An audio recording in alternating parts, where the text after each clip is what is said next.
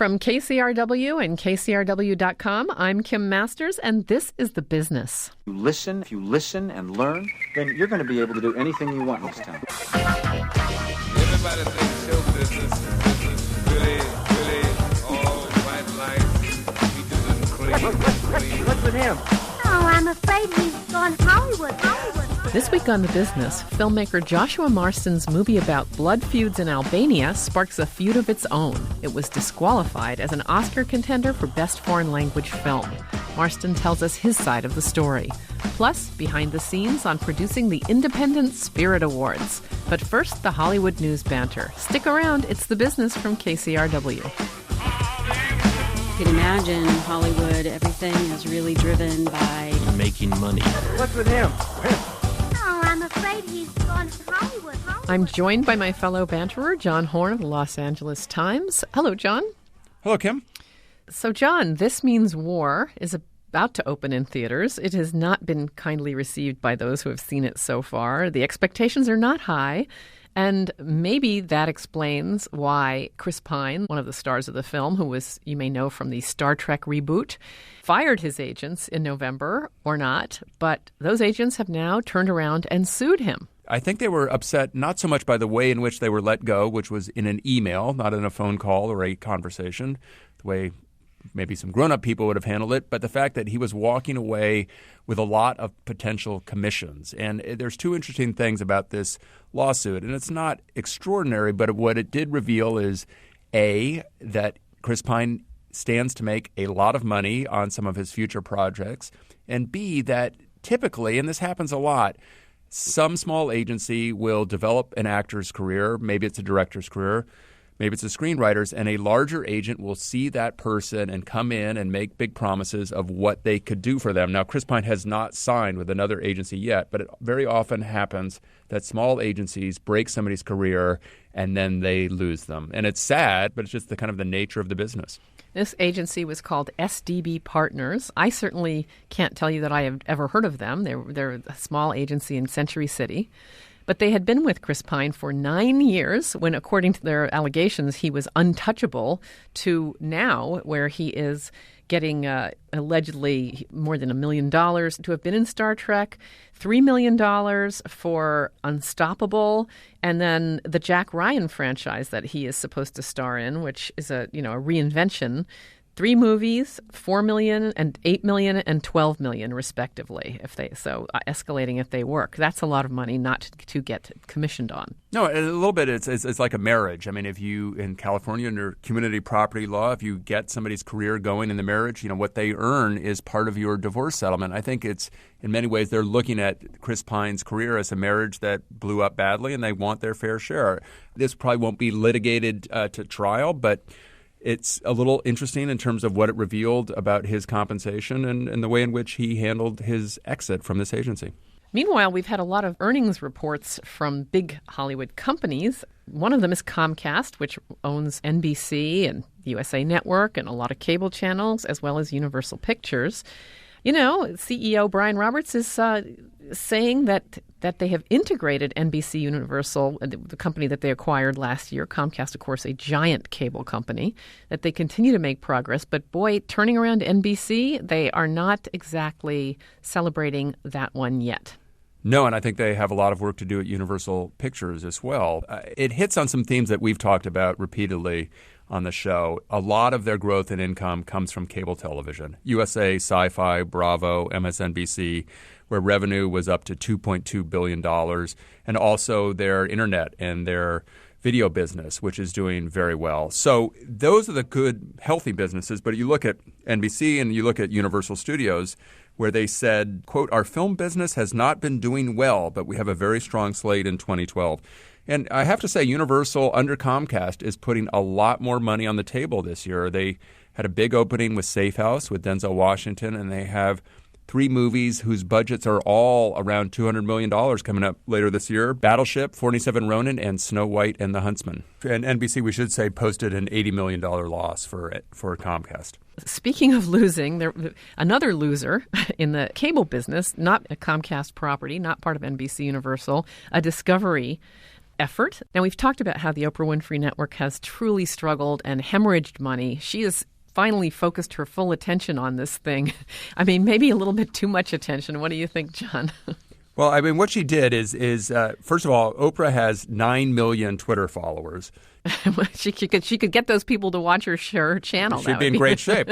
She instructed them, everyone, and I'm quoting now from a tweet she sent, everyone who can please turn to OWN, especially if you have a Nielsen box. She misspelled Nielsen, but that was not the big transgression.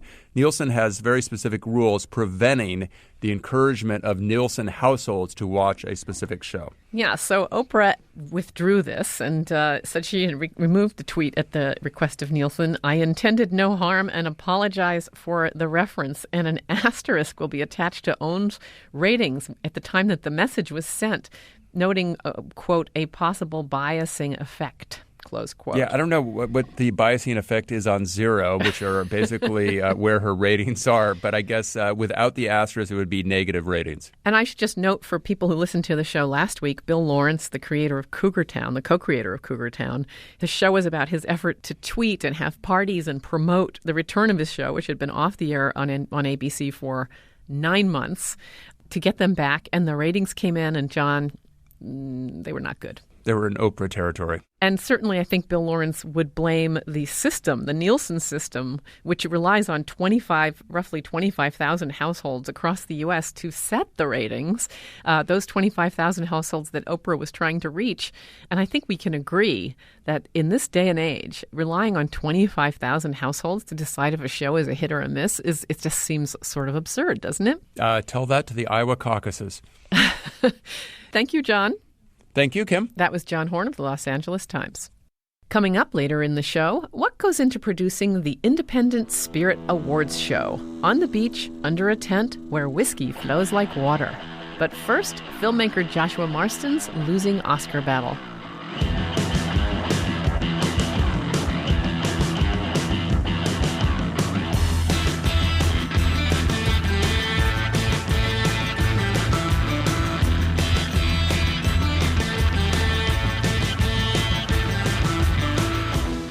A couple of weeks ago, we aired a debate over the Motion Picture Academy's system for choosing films eligible to compete for an Oscar in the foreign language category. My colleague at The Hollywood Reporter, Stephen Galloway, has issues with what he calls the Academy's lousy foreign film policy. So we set a debate between Galloway and Mark Johnson, the head of the selection committee in that category. Galloway cited a number of movies that he felt deserved recognition but were deemed ineligible to compete. One film that he singled out was Forgiveness of Blood, written and directed by Joshua Marston. Forgiveness of Blood is an unusual tale for an American filmmaker to tell. It deals with blood feuds in Albania, a tradition that allows a family to avenge the killing of a relative by murdering one of the perpetrator's relatives. Marston, who previously wrote and directed the well-received 2004 film Maria Full of Grace, had no particular ties to Albania, but he read about blood feuds and decided to learn more about the country and make a film about a young boy who becomes a target after his father is involved in a killing. Marston spent time in Albania and went to great lengths to make the film authentically Albanian. Forgiveness of Blood was shot on location using locals as actors, and the film is entirely in Albanian. Marston even picked up a working knowledge of the language himself. Motion Picture Academy rules allow each country to submit just one film for Oscar consideration, and the Albanian Film Commission picked Forgiveness of Blood. But the movie wasn't Albanian enough for Johnson's committee, which decided the film was ineligible because Marston, the writer and director, is American. In fact, he's from L.A. and went to NYU Film School. When, in our debate, Stephen Galloway challenged the Academy's decision as unfair, Johnson was reticent about what motivated the disqualification. We can go over each one of these titles, and I can tell you why it wasn't submitted, or why, in particular, in Josh Marston's case, why we deemed it not Albanian. But it's very political, and there's no point in going into that. Even though Albania did deem it Albanian. I can't say. I heard from the Albanian committee to the contrary, and it's not nearly as cut and dry as it seems. When Joshua Marston heard our show, he emailed me to express his dismay. So we invited him to tell his side of the story. It's very frustrating to hear Mark Johnson say that. I mean, Mark and I have had a long conversation about it, and I'm not quite sure why he would say exactly what he just said. Maybe it was just in the spur of the moment, but he knows perfectly well, I think, that the Albanian Selection Committee, which is composed of members who are certified by the Academy, were very eager to submit the film. They not only deemed it Albanian, they voted overwhelmingly to submit the film as their entry. And the people who deemed it not Albanian were Americans, not Albanians. It seems to me that, truthfully, candidly, if he's really honest, the main reason why it happened is because there was an Albanian who didn't deem it, my film, Albanian. That person was not on the film committee, though. That person was another director who stood to gain by my being excluded. And indeed, when my film was disqualified, his film was then submitted in my place. What's interesting to me and very frustrating is that the middle category of what determines the nationality of a film, that is to say, the nationality of 6 chief crew members, that film wouldn't have passed muster in that category either. Half of his crew is from Greece. And what we kept trying to explain to the Academy is that in Albania, there simply isn't enough of a film industry that anyone, whether you're an American director or an Albanian director, or in his case, an Albanian director residing in Greece, that you could have a cinematographer and a production designer and an editor and a sound mixer and a costume person all from Albania. They simply don't exist. And so it doesn't make sense for the Academy to impose its standards of nationality on this country, and it makes more sense rather to trust the local film committee. So just to be clear, it seems that Albania's committee got together. They said Josh's film is the one. Forgiveness of Blood, that's our choice. It comes here, and this committee that Mark Johnson runs said, I'm sorry, that's not really Albanian. Well, and the reason why they said that, the reason why they stopped and analyzed it is because they received a letter from this other director. This one director. Well, so Mark, in that clip that we just listened to, he sounds a little bit like, it's complicated, let's not go into it. Is that simply, in your opinion, just saying, we kind of probably shouldn't have listened to this guy, so let's not go into it? No, to me, To me, it's disingenuous. I mean, to me, it's what it's doing is it's skirting the fact that the rules have been applied differently in different cases.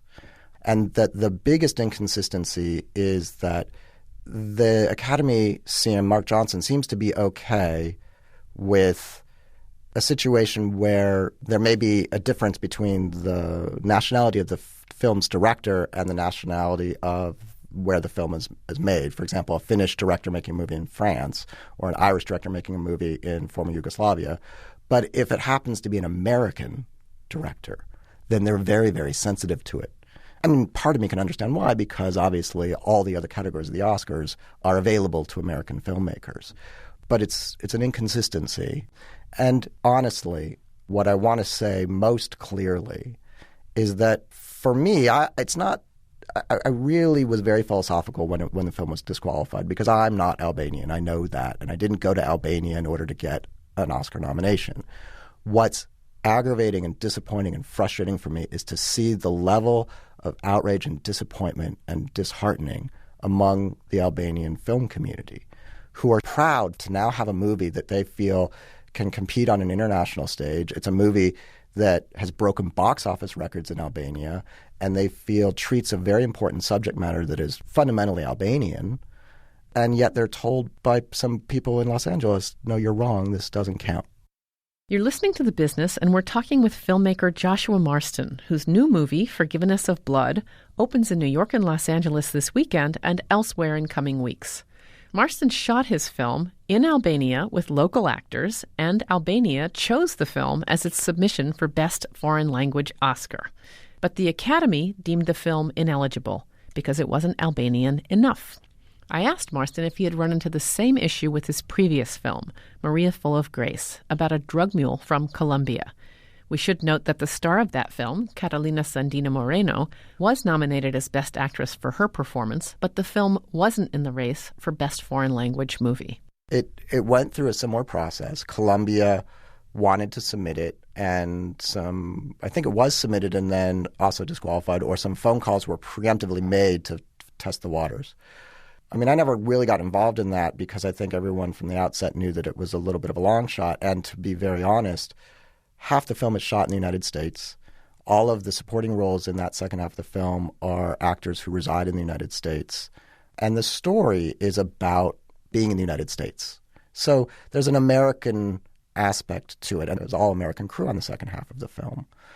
So, I don't think that Colombians really felt so outraged and disappointed when that film was deemed not eligible. It's more the fact that here with Forgiveness of Blood, you have a film that was shot entirely in Albania, in the Albanian language, with an Albanian cast about an Albanian problem, that is to say blood feuds, and as much Albanian crew as humanly possible. And yet it's deemed not Albanian. I mean, that to me, I think that's the frustration. I'm just wondering why no one from Albania didn't appeal to the Academy and say, hey, why that's not right. We discussed it. It's interesting that you should bring that up. And I think in Mark Johnson's defense, I think that's maybe why the Academy doesn't fully understand the situation. I got on the phone with the head of the film committee 36 hours after they found out that it had been disqualified. And they had already very quickly reassembled to vote to nominate another film. And the committee had, I heard, said to the head of the film commission, no, we already voted once. We're not going to do this again. We oppose this. And he said to them, if you don't vote for another movie, we're going to give up our slot. We won't be able to even, be represented at all. And so under duress, they decided to submit this other movie. And all of this had happened very quickly, and it was about the next day that I finally got on the phone with the head of the film commission, and he relayed all this to me. And I said, well, have you said this to Mark Johnson? Have you expressed this frustration? And he said, well, no, I guess I should write a letter. I said, yeah, I think you should. But what was clear was that a country like Albania, this guy, they're intimidated. I was going to say, it's very fear intimidating. Of blood feud. Well, they're intimidated by, being on the phone with Mark Johnson, who is a big Hollywood producer who's got a very long list of credits, and he's dealing with who's in their minds the head of the Oscars.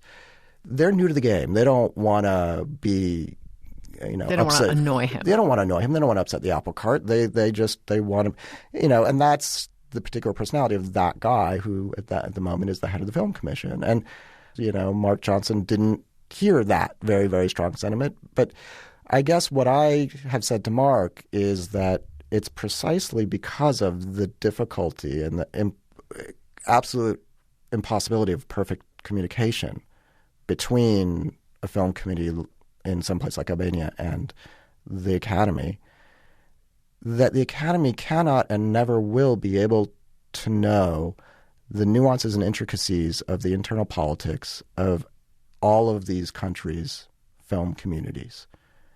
And so for that reason, the Academy should not be in the business of adjudicating the nationality of a movie.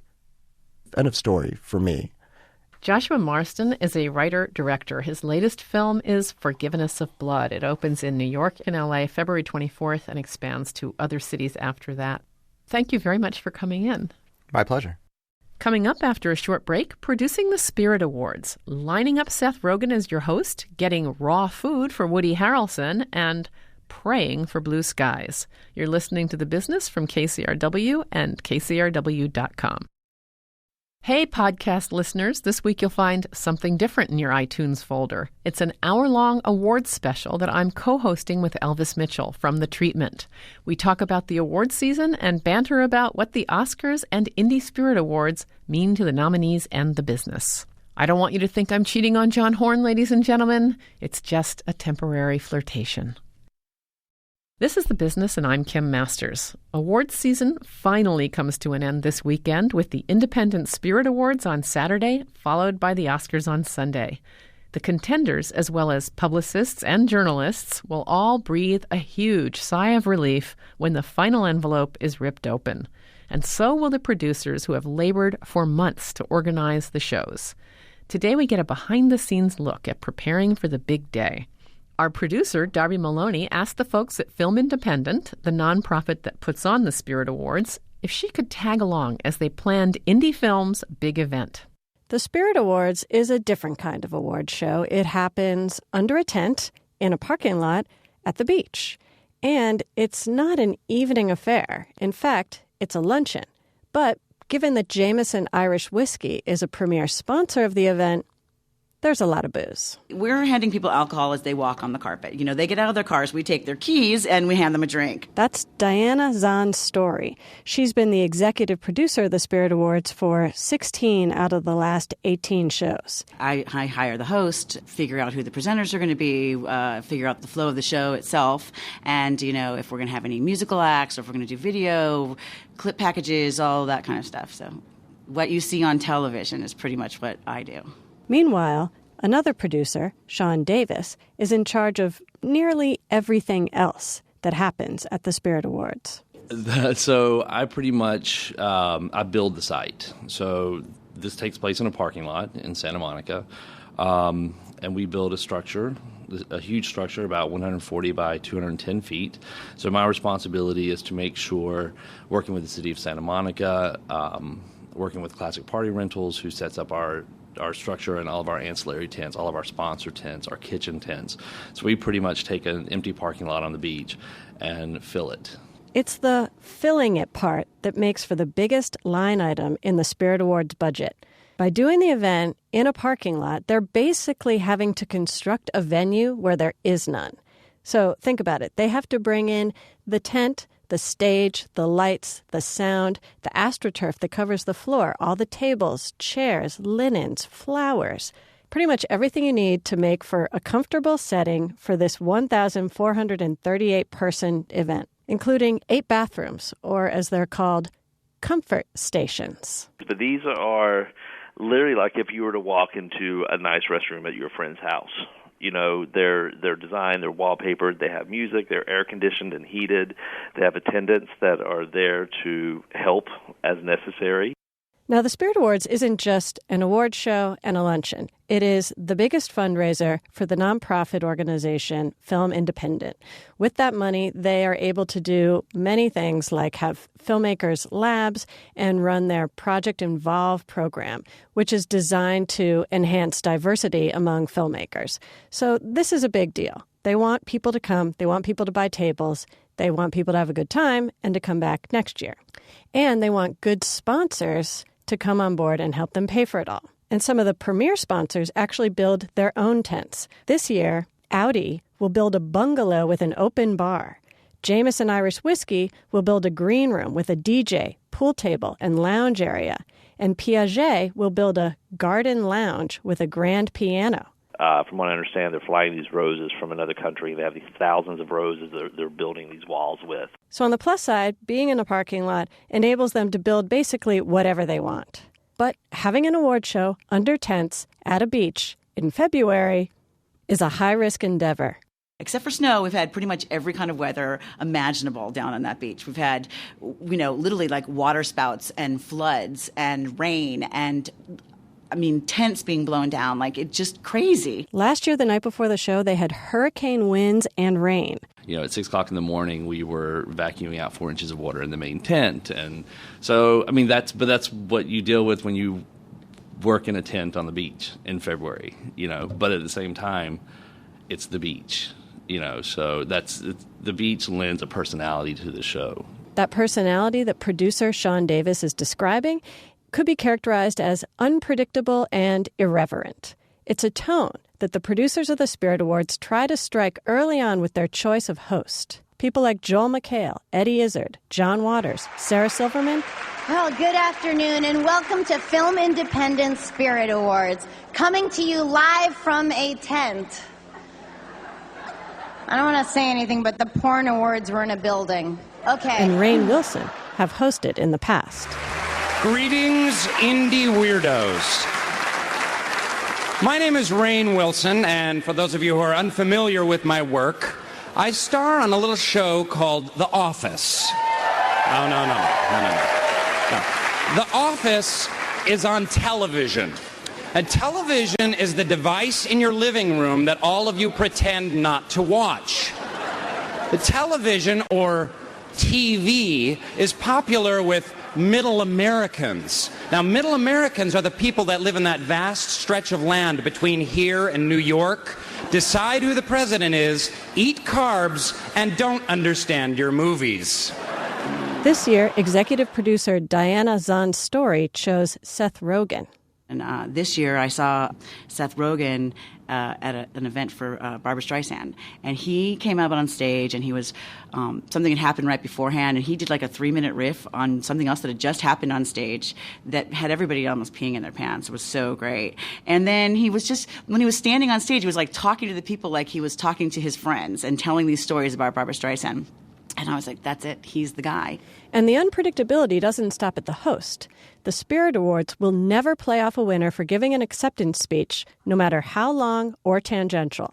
There are times when you're like, you want them off the stage, but then you have wonderful moments like Mickey Rourke, in 2009, who won and was there for 5 minutes and gave one of the best acceptance speeches ever. People know me about my dog that died 6 days ago, Loki. This is for you, baby. And I just got done talking to the Santa Monica Police Department. They gave me a bed to sleep in 10 years ago. And I thanked them I asked them for 2 pillows. They told me to f*** off. But anyway, thank you, Darren Aronofsky, for believing in me. Over the last month, the producers of the Spirit Awards have booked presenters and musical acts, finalized the set design, and chosen a caterer. No detail is too small. And because this is an intimate event, they consider everyone's specific food needs, like the fact that Woody Harrelson, a nominee this year, only eats raw food. And, we know to look for Woody Harrelson that everything he eats has to be raw. Last year we had one of our nominees' sons, who was 16, who was so allergic to nuts we couldn't have nuts within 2 tables vicinity. So if they have special requests, then those come in pretty quickly. Now, with only a week to go, they're on site, building everything, writing, and prepping for a full rehearsal the day before the event. But Diana also finds herself on the phone trying to resolve a last-minute problem. As of this taping, the filmmakers and stars of The Artist will not be at the Spirit Awards, and they're considered to be front-runners in a number of categories. The night before the event, they'll be in Paris at the Césars, France's version of the Oscars. So they are literally the night before our show, and so we're working on trying to get them here. We're working with some sponsors and with the distributor and a whole bunch of people to try and get a private plane to actually, because there are no flights that leave Paris that gets them here in time to do our show. Don't have any idea actually what's going to happen, but if the trend continues that's been happening at the other award shows, then we could have a number of categories where the winner is not there, and that would be a bummer. You can watch what happens at the Spirit Awards on IFC Saturday night at 10 p.m. For The Business, this is Darby Maloney. And that's The Business. Darby Maloney produced and edited today's program with production assistance from Ray Guarna and Taryn Olson. To make a comment, go to kcrw.com/thebusiness, where you can stream or podcast the show. You can listen to us anytime on demand with the KCRW smartphone apps, and you can always subscribe to the podcast through iTunes. Don't forget to keep up with us on our Facebook page, and you can follow us on Twitter. My handle is @KimMasters, and Darby Maloney's is @DarbyKCRW. The Business is produced and distributed by KCRW. I'm Kim Masters. We'll see you next week on The Business.